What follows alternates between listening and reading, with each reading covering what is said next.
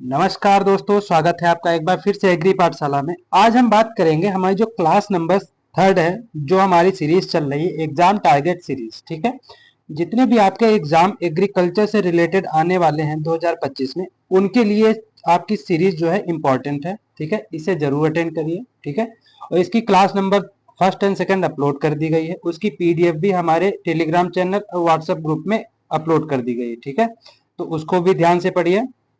अगर आप हमारे टेलीग्राम चैनल या व्हाट्सएप ग्रुप में ज्वाइन नहीं है, तो आप हमारे जो वीडियो होता है उसके डिस्क्रिप्शन बॉक्स में जाके लिंक में उसको क्लिक करके ज्वाइन हो सकते हैं। ठीक है, तो उसकी पीडीएफ जो है, हर क्लास की पीडीएफ आपको हमारे टेलीग्राम चैनल पे ही मिल जाएगी। ठीक है, तो आप ज्वाइन कर सकते हैं। चलिए हम लोग चलते हैं पहले क्वेश्चन पे बिना देरी के। पहला क्वेश्चन हमारा, Phalaris minor weed is associated with which crop. मतलब जो फाइलेरिस माइनर जो खरपतवार होता है वो किस फसल से संबंधित है। आपके पास ऑप्शन है वीट, मेज हो गया, वीट हो गया, मेज हो गया, राइस हो गया, चिकपी हो गया। मतलब गेहूं हो गया, मक्का हो गया, आपका धान हो गया, चिकपी मटर हो गया। ठीक है, तो इसका राइट आंसर क्या है? इसका राइट आंसर देखते हैं। इसका राइट आंसर क्या हो जाएगा? वीट इसका राइट आंसर हो जाएगा। ठीक है, इसका राइट आंसर क्या हो जाएगा? वीट इसका राइट आंसर हो जाएगा। ठीक है, हम कुछ चीजें जान लेते हैं वीट के बारे में, फेलिस माइनर के बारे में। इसे हिंदी में क्या कहते हैं? जो गेहूं का मामा होता है, ठीक है, उसको इंग्लिश में क्या कहते हैं? फेलिस माइनर कहते हैं। क्या कहते हैं इसे हिंदी में? गेहूं का मामा भी कहा जाता है। क्या कहा जाता है? गेहूं का मामा किसे कहा जाता है? फेलेरिस माइनर को कहा जाता है। ठीक है, अगर इसके टेस्ट वेट की बात करते हैं, टेस्ट वेट की बात करते हैं तो कितना होता है? 2 ग्राम इसका टेस्ट वेट होता है। ठीक है, 2 ग्राम क्या होता है? टेस्ट वेट होता है। ठीक है, अगर टेस्ट वेट की बात आती है तो टेस्ट वेट क्या होता है? टेस्ट वेट होता है 1000। जो दानों का वजन होता है उसे क्या कहते हैं? टेस्ट वेट कहते हैं। मतलब अगर गेहूं के मामा जो फेलिस माइनर होता है उसके 1000 दानों का वजन किया जाए तो कितना आएगा? 2 ग्राम आएगा। कितना आएगा? 2 ग्राम आएगा। उसे हम क्या कहते हैं? टेस्ट वेट कहते हैं। एक होता है सीड इंडेक्स। क्या होता है? सीड इंडेक्स होता है। क्या होता है? सीड इंडेक्स होता है। सीड इंडेक्स क्या होता है? जो हमारे बड़े सीड होते हैं, बड़े बीज होते हैं, ठीक है, उनके 100 बीजों का वजन करके क्या निकाला जाता है? सीड इंडेक्स निकाला जाता है। क्या निकाला जाता है? Seed index. ठीक है, वही अगर 1000 दानों का भार लेंगे तो उसे टेस्ट वेट कह देते हैं। ठीक है, क्या कह देंगे? Test weight. ठीक है, तो ये बात रही। दूसरा अगर हम बात करते हैं वीट की, क्योंकि वीट आया है और फेलिस माइनर, फेलिस अगर वीट में होगा तो यानी किस ऋतु का होगा? ये रबी ऋतु का होगा। ठीक है, रबी सीजन का होगा। क्या? खरपतवार होगा। ठीक है, अगला हम बात करते हैं वीट के बारे में। वीट को आप जानते हैं किस फैमिली का है? पोएसी। पोएसी फैमिली का है। ठीक है, पोएसी फैमिली। इसमें कौन सी प्रोटीन पाई जाती है? इसमें कौन सी प्रोटीन पाई जाएगी? ग्लूटीन नामक प्रोटीन पाई जाती है। सॉरी, ग्लूटीन नामक प्रोटीन पाई जाती है। ठीक है, कितनी प्रोटीन पाई जाती है? प्रोटीन इसमें लगभग 10 से 12% प्रोटीन पाई जाती है। कितनी? 10 से 12% तक इसमें प्रोटीन पाई जाती है। ठीक है, उम्मीद है ये क्वेश्चन और इससे जुड़ी जानकारी आपको समझ में आई होगी। ठीक है, चलते हैं अगले क्वेश्चन पे। अगला क्वेश्चन है हमारा, Sugandha 5 is a variety of which crop. जो सुगंधा 5 वेराइटी है, किस फसल की वेराइटी? राइस, मेज, मूंग या पी। मक्का हो गया, मक्के की है या धान की है या मूंग की है या मटर की। तो अगर इसके राइट आंसर की बात करें तो राइट आंसर क्या होगा? राइस इसका राइट आंसर होगा। क्या होगा? राइस जो होता है, धान होता है, इसका राइट आंसर होगा। मतलब सुगंधा 5 किसकी वैरायटी है? धान की है। ठीक है, अब हम बात करते हैं, एक बहुत इंपॉर्टेंट टॉपिक आता है इसमें, धान में। इसकी जो प्लांटिंग होती है, सोइंग और हार्वेस्टिंग होती है, उसमें एक आता है उसके सीजन की, अस। 3 सीजन होते हैं, अस, अमन और बोरो। अस, अमन और बोरो 3 सीजन होते हैं। ठीक है, इसमें एक में क्या होता है? सोइंग किस टाइम करते हैं? एक तो हो जाएगा सोइंग। ठीक है, थोड़ा एडजस्ट करिएगा। और एक हो जाता है हार्वेस्टिंग। क्या हो जाता है? हार्वेस्टिंग हो जाता है। ठीक है, धान को 3 सीजन में बोया जाता है। 3 सीजन कौन कौन से हो गए? अस हो गया, अमन हो गया और बोरो हो गया। ठीक है, अगर हम सोइंग की बात करते हैं, अस किस सीजन में आता है? अप्रैल से मई के। ठीक है, थोड़ा कलर चेंज कर लेते हैं। ठीक है, ये आता है अप्रैल से मई के बीच में क्या करते हैं, सोइंग करते हैं। अगर अप्रैल से मई के बीच में धान को बोया जाता है, ठीक है, सोइंग की जाती है, तो वो किस में आएगा, अस में आएगा, ठीक है। वहीं अगर अमन की बात करते हैं, ठीक है, तो ये जून से जुलाई में बोया जाता है, ठीक है, जून से जुलाई में अमन बोया बोया जाता है। बोरो बोरो की बात करते हैं तो ये जनवरी से फरवरी में आ जाता है। बोरो कब आएगा, जनवरी से फरवरी में आएगा, ठीक है। वहीं अगर बात करते हैं हार्वेस्टिंग की, ठीक है, तो अस की जो हार्वेस्टिंग होती है कब होती है, अगस्त में, अगस्त से सितंबर में होगी। कब होगी, अगस्त से सितंबर में, ठीक है। वहीं अगर अमन की बात करते हैं तो इसकी हार्वेस्टिंग कब होगी, अक्टूबर में होगी। कब होगी, अक्टूबर में होगी, ठीक है। वहीं अगर बोरो की बात करते हैं तो इसकी हार्वेस्टिंग कब होगी, अप्रैल से मई में हार्वेस्टिंग होगी। कब होगी, अप्रैल से मई में हार्वेस्टिंग होगी, ठीक है। तो ये 3 सीजन आपको याद रखने हैं, इंपॉर्टेंट क्वेश्चन है जो ये सीजन है आपके एग्जाम में आता है, इसीलिए मैं यहाँ से आपको इंपॉर्टेंट चीज बता रहा हूँ, ठीक है। तो ये जरूर चीज आपको याद रखनी है। वहीं अगर बात करते हैं अस में, ठीक है, अस में ऐसे याद कर सकते हैं, जो अस होता है वो कब कब आता है, मई में आता है, अस में याद कर सकते हैं, ठीक है। बोरो बोरा हम लोग कब पहनते हैं, जब जाड़ा होता है। जाड़ा कब होता है, जनवरी फरवरी में, ठीक है। तो बोरो कब हो जाएगा, जनवरी फरवरी में। और यही जनवरी फरवरी से हम लोग 2 महीने छोड़ के फिर इसकी हार्वेस्टिंग करते हैं। जैसे फरवरी है, मार्च अप्रैल हो गया, दूसरे महीने हार्वेस्टिंग हो जाएगी, ठीक है। वहीं अगर जुलाई की बात करते हैं, जुलाई अगस्त सितंबर 3 महीने के बाद हार्वेस्टिंग अक्टूबर में हो जाएगी, ठीक है। इसी तरीके से मई जून जुलाई 2 महीने बाद इसकी हार्वेस्टिंग हो जाएगी, ठीक है। तो ऐसे 1 2 महीने लगभग बीच में छोड़ के उसकी हार्वेस्टिंग हम याद रख सकते हैं, ठीक है। उम्मीद है ये चीज आपको जानकारी समझ में आई होगी, ठीक है। चलिए अगले क्वेश्चन पे चलते हैं। इसका राइट आंसर क्या होगा, राइस इसका राइट आंसर होगा। अगला क्वेश्चन है हमारा, द बोटेनिकल नेम ऑफ बरसीम। बरसीम का जो वानस्पतिक नाम है क्या है, ट्राइफोलियम एलेक्जेंड्रिनम, ट्राइफोलियम रेपेंस, ट्राइफोलियम क्रेटेंस या ट्राइफोलियम इनकार्नेटम, ठीक है। तो अगर राइट आंसर की बात करते हैं तो इसका राइट आंसर क्या होगा, ट्राइफोलियम एलेक्जेंड्रिनम। क्या होगा, ट्राइफोलियम एलेक्जेंड्रिनम। एक बहुत इंपॉर्टेंट चीज है इसमें, ठीक है। इसमें एक केमिकल होता है, क्या होता है, इसमें एक केमिकल होता है, केमिकल पाया जाता है किसमें, बरसीम के प्लांट में। कौन सा होता है, सेपोनिन होता है। क्या होता है, सेपोनिन होता है। क्या होता है, सेपोनिन होता है। ये बहुत इंपॉर्टेंट है, एक एग्जाम में आपका आया हुआ क्वेश्चन है, ठीक है। तो हमारी जो बरसीम होती है, जो फसल होती है, उसमें कौन सा केमिकल पाया जाता है, सेपोनिन इसमें केमिकल पाया जाता है, ओके। चलिए मूव करते हैं अगले क्वेश्चन पे। अगला क्वेश्चन है हमारा, the period between maximum tillering and panicle initiation is known as. अब ये क्या होता है, इसे हम लोग समझेंगे। पहले इसके ऑप्शन देख लेते हैं। ट्रांसप्लांटिंग स्टेज में होता है, उसे ट्रांसप्लांटिंग स्टेज कहते हैं, सीडलिंग स्टेज कहते हैं, वेजिटेटिव लेग स्टेज कहते हैं या टिलरिंग स्टेज कहते हैं। अब ये होता क्या है, इसको देख लेते हैं। जैसे हमने बात की, ठीक है, मैक्सिमम टिलरिंग मतलब जब पूरे के पूरे कल्ले निकल आते हैं। मान लो ये हमारा प्लांट था, ठीक है, इस ठीक है, ये बाली हो गई इसकी, ठीक है, ये हम इसकी बाली हो गई, इसके पूरे कल्ले मान लो यहाँ से यहाँ तक पूरे, यहाँ से यहाँ तक ये पूरे कल्ले निकल आए, ठीक है। जब कल्ले निकल आए उसके बाद इसमें जो बाली लगेगी, बाली का मतलब होता है जब जिसमें दाने पड़ते हैं ना, वो चीज धीरे धीरे बननी स्टार्ट होगी इसमें, ठीक है, वो चीज धीरे धीरे बननी स्टार्ट होगी। तो जब कल्ले पूरे निकल आए उस और जो जब बाली बननी स्टार्ट हो उसके बीच का जो समय होता है, ठीक है, उसको हम लोग क्या कहते हैं। तो वही आपको ऑप्शन दिया गया है, उसको हम लोग क्या कहते हैं, ट्रांसप्लांटिंग स्टेज कहते हैं, सीडलिंग स्टेज कहते हैं, वेजिटेटिव लैग फेज स्टेज कहते हैं या टिलिंग स्टेज कहते हैं। तो इसका राइट आंसर क्या हो जाएगा, इसका राइट आंसर हो जाएगा वेजिटेटिव लैग फेज कहते हैं। क्या कहते हैं, वेजिटेटिव लैग फेज कहते हैं, ठीक है। आपको पता है कि ट्रांसप्लांटिंग स्टेज क्या होती है, जब हमारा प्लांट जो होता है ट्रांसप्लांट या पौधरोपण के लिए तैयार हो जाता है, ठीक है। सीडलिंग स्टेज क्या होती है, जब हम सीड की सोइंग करते हैं, वो सीडलिंग स्टेज हो जाती है। टिलरिंग स्टेज जब हमारे कल्ले या टिलर निकलते हैं, उसे टिलरिंग स्टेज कहते हैं, ठीक है। तो इसका राइट आंसर क्या हो जाएगा, इसका राइट आंसर हो जाएगा वेजिटेटिव लाइक फेज, ठीक है। मूव करते हैं अगले क्वेश्चन पे। अगला क्वेश्चन हमारा, the time of planting of main crop of potato in northern plane is.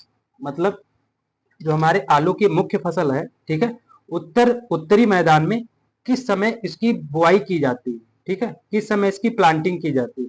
आपके पास ऑप्शन है, first fourth night of October. Fourth night का मतलब होता है पखवाड़ा, ठीक है।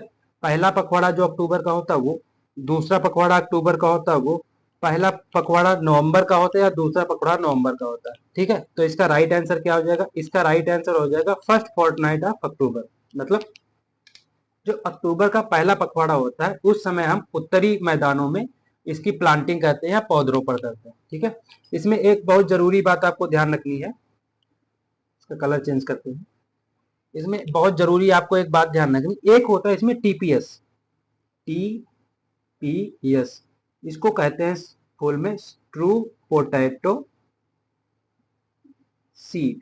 क्या कहते हैं, ट्रू पोटैटो सीड कहते हैं, ठीक है। अगर इसकी टीपीएस की बात करते हैं, ट्रू पोटैटो सीड की बात करते हैं, तो इसको किसने बनाया था, रामा नुजन ने इसकी डिस्कवरी की थी, इसकी खोज की थी, ठीक है।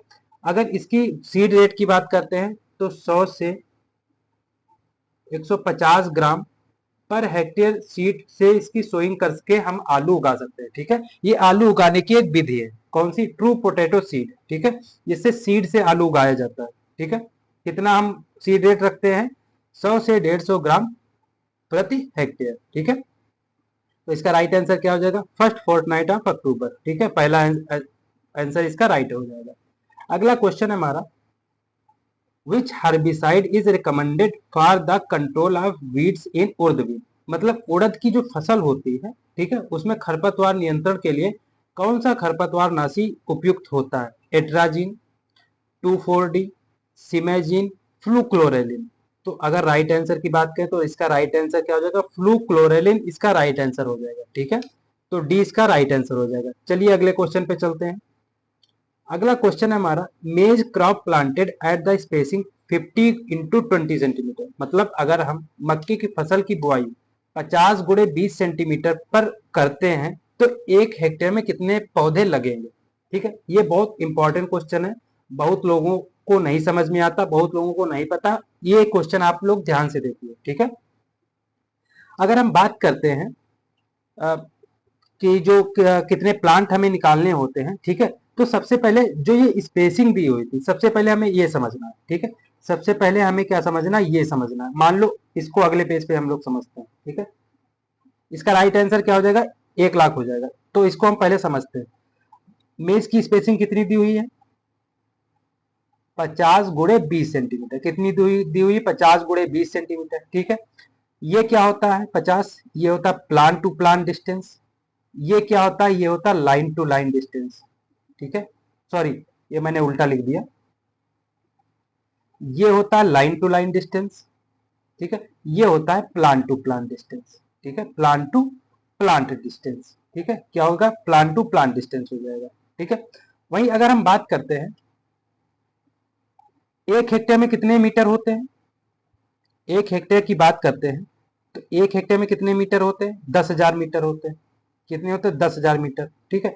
अगर फार्मूले की बात करते हैं कि हमें जो प्लांट पॉपुलेशन निकालनी है, ठीक है, उसका फार्मूला क्या होता है, उसका फार्मूला होता है 10,000 बटे जो लाइन टू लाइन डिस्टेंस है, ठीक है, और जो प्लांट टू प्लांट डिस्टेंस है उससे भाग दे देते हैं, ठीक है। इस फार्मूले से हम लोग निकालते हैं क्या, जो प्लांट पॉपुलेशन होती है, ठीक है, कि 1 हेक्टेयर में कितने पौधे लगेंगे, उसकी बात करते हैं। तो अगर हम बात करें, इसको हम लोग थोड़ा रफ कर देते हैं, ठीक है, हटा ही देते हैं।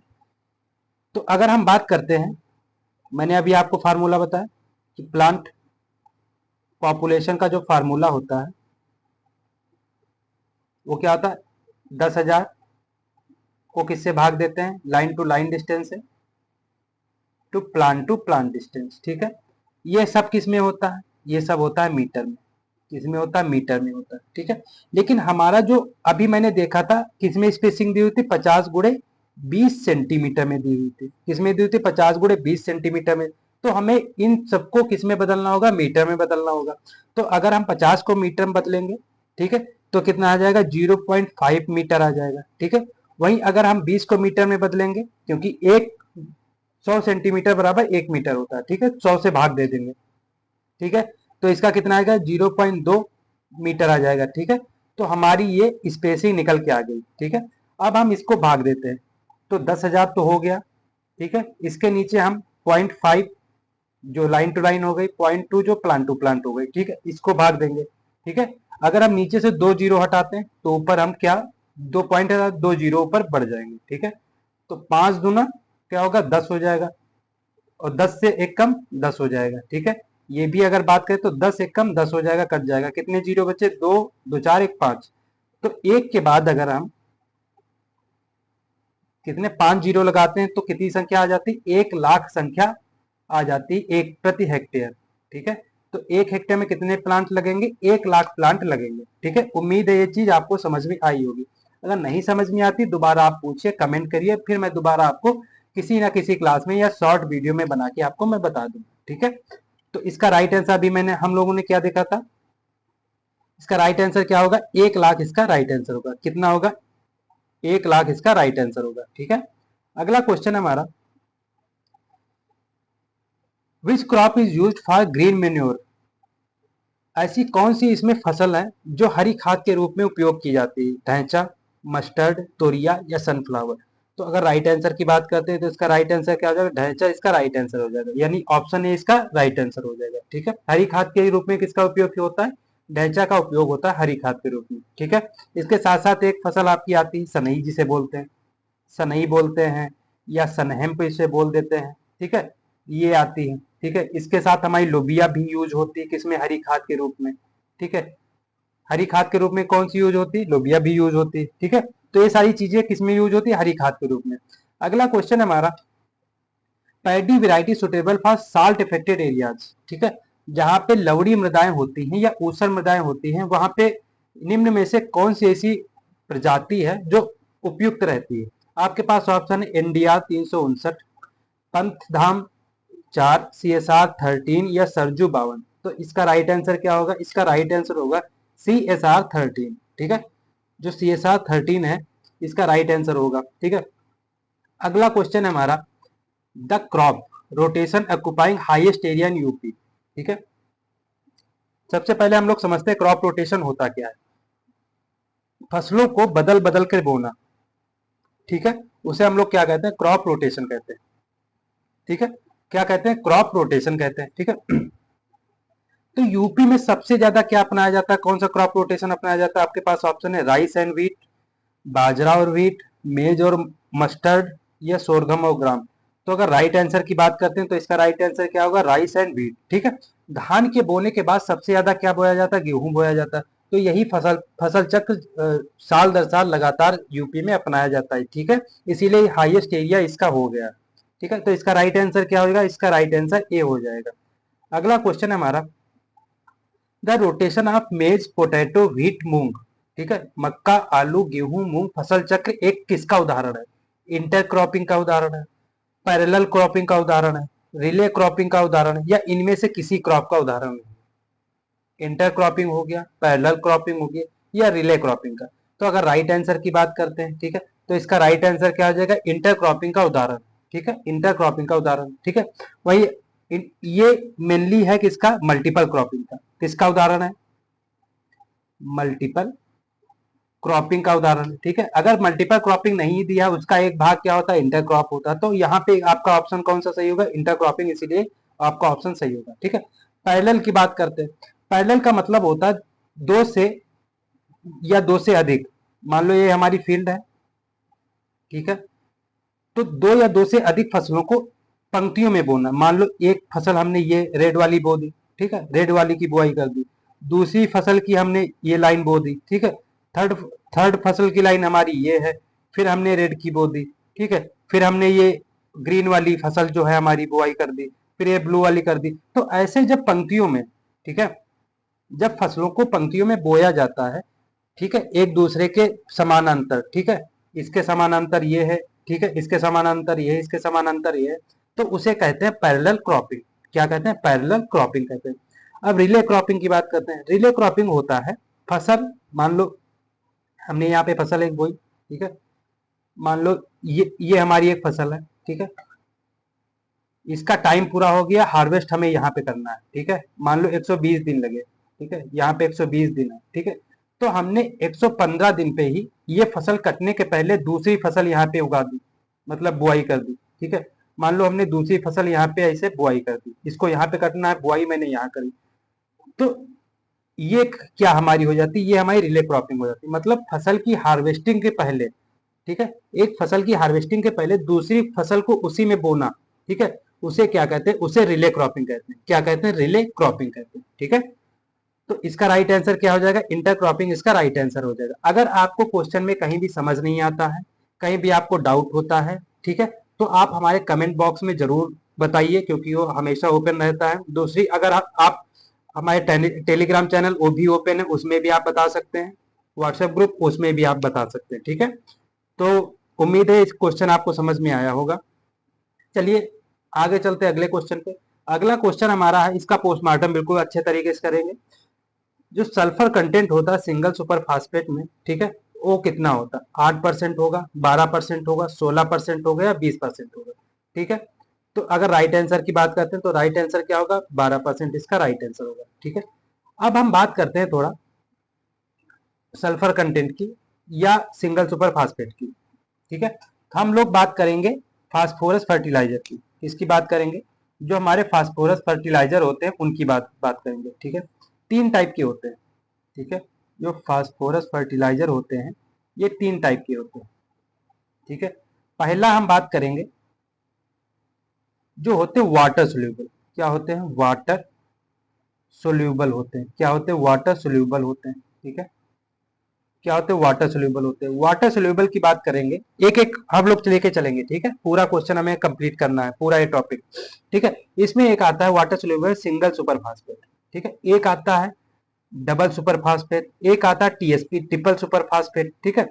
एक आता है MAP muriate mono ammonium phosphate, और एक आता है डीएपी डाई अमोनियम फास्फेट, ठीक है। ये पांच जो फर्टिलाइजर आते हैं ये किसमें आते हैं, वाटर सोल्यूबल में। किसमें, फास्फोरस फर्टिलाइजर में, ठीक है।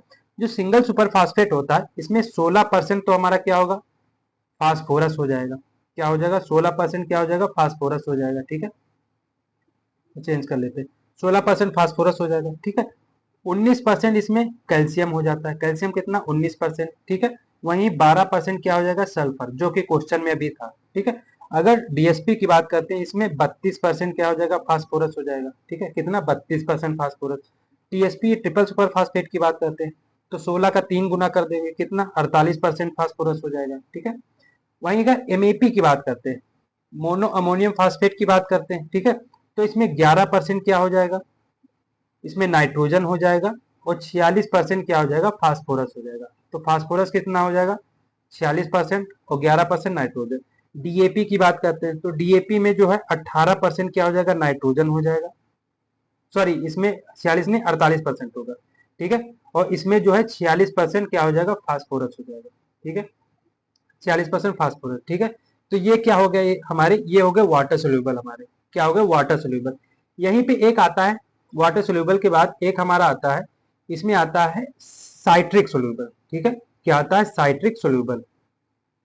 इसको चेंज करते हैं, एक आता है हमारा citric soluble fertiliser. Citric soluble fertiliser इसमें दो होते हैं, एक होता है डाई कैल्शियम फास्फेट, ठीक है। एक होता है हमारा बेसिक स्लैग। क्या होता है, बेसिक स्लैग होता है, ठीक है, बेसिक स्लैग होता है, ठीक है।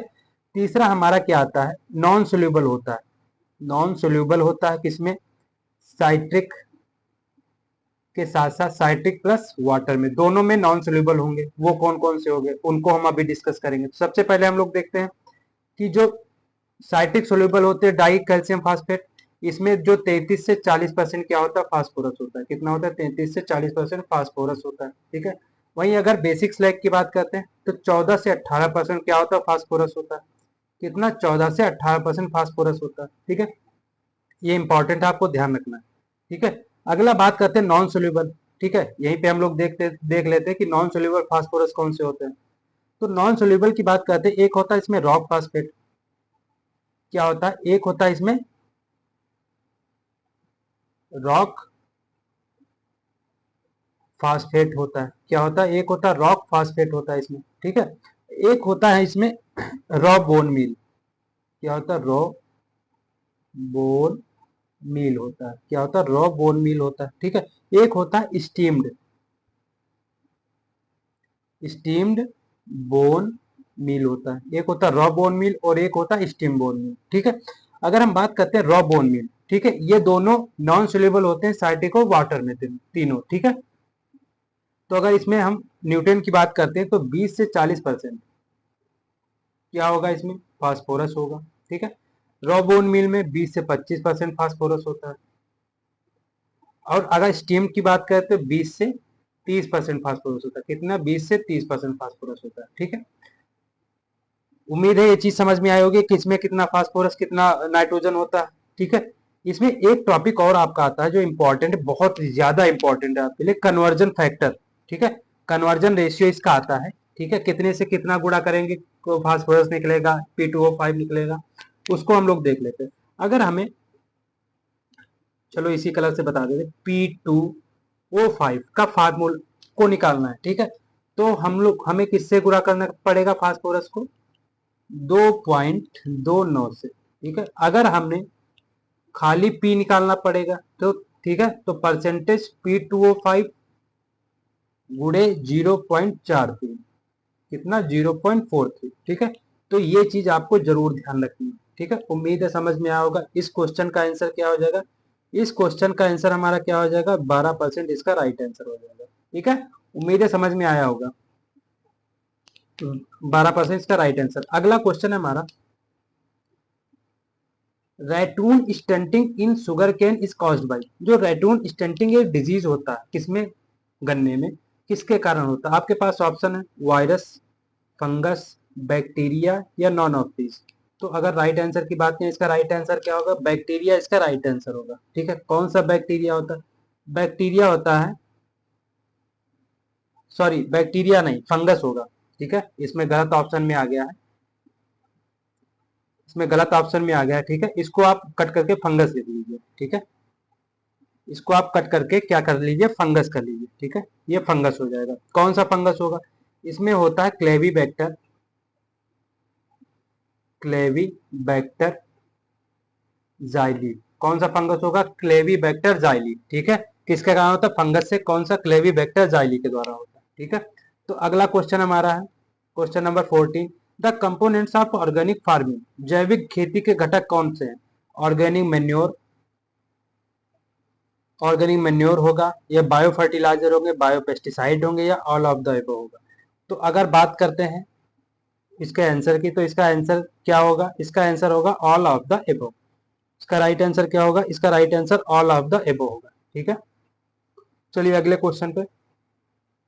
तो आज आपके क्वेश्चन यहीं पे समाप्त होते हैं। उम्मीद है क्लास आपको अच्छी लगी होगी। ठीक है, अगर आप यहाँ तक पहुंचे तो आपको अच्छी लगी होगी क्लास, तो इसे लाइक शेयर सब्सक्राइब जरूर करते रहिए, क्योंकि आपके लिए सबसे बेनिफिशियल क्लास है जितने भी आपके एग्रीकल्चर के एग्जाम आ रहे हैं। ठीक है, दूसरी चीज, अगर आपको पीडीएफ चाहिए तो हमारे टेलीग्राम चैनल और व्हाट्सएप ग्रुप में ज्वाइन हुई है। आपको पीडीएफ और जितने भी एग्जाम से रिलेटेड इंफॉर्मेशन आपको वहाँ प्रोवाइड कराई जा रही है। ठीक है, तो मिलते हैं अगली क्लास में, तब तक के लिए धन्यवाद।